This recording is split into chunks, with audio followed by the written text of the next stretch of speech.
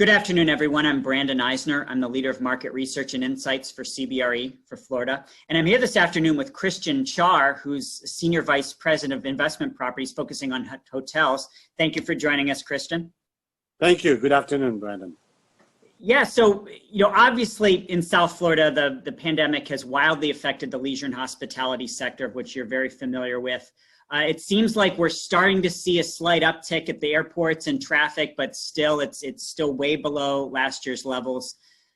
And, obviously we still have some international travel restrictions, but you're the one that's out in the market talking to the hotel operators on a daily basis. So what have you been hearing from them so far? Thank you, Brandon. So, there is a tale of two cities. What's happening is you have the drive-to market, which is actually performing, I would not say great, but performing decently.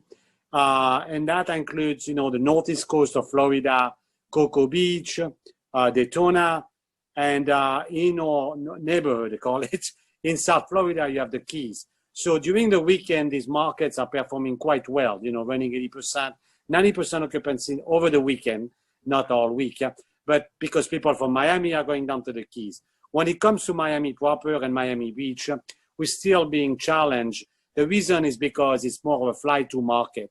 Miami certainly depends a lot on the international travelers. Certainly in the summer, European and Latin American are the ones feeding the hotels, and this market has disappeared. With the travel restriction, you do not have the European and the Latin American coming here. So we're still suffering quite a bit, certainly on the beach and the urban core. Fort Lauderdale and Palm Beach perform a little bit better because it's more domestic oriented. So you do have more domestic flight coming into Fort Lauderdale and Palm Beach. But again, the drive-to market performing decently. We're seeing some recovery. The national occupancy for hotels is above 50% for the first time, finally. And the fly-to market are being challenged, such as Miami. Well, that's pretty good news for the most part. Now, so let's move over to the investment side of it. So in 2019, investment sales for hotels were second only to multifamily sales in South Florida. Obviously that's going to be impacted.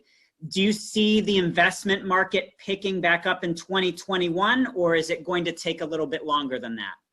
No, I think we will start to see some transaction happening in the first quarter of 2021. Currently, very few transactions nationwide and in our state in Florida are happening. There are a few.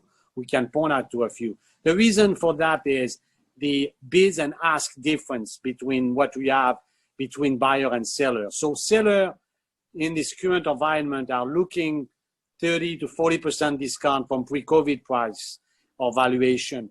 And seller who need to sell understand there's a discount. It's not the same as before, pre-COVID, but they are more willing to go in the 10 to 20% discount. So you still have a delta at about 10% between what sellers are prepared to value hotels today and pay for it, and what sellers are seeing the valuation for their own property.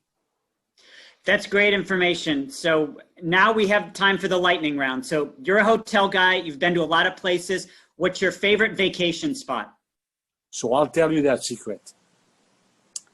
If I was to travel today, I will go to St. Lucia. COVID-free, one of the most beautiful islands in the Caribbean. That's where I would go. Sounds great. So are you a whiskey or a wine guy? I'm a wine guy. I'm French after all. Of course. So then what's your favorite bottle of wine? Actually, it's an American wine. It's called Chateau St. Helena from California. Fantastic red wine.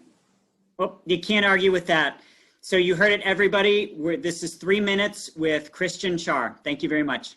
Thank you very much, Brandon.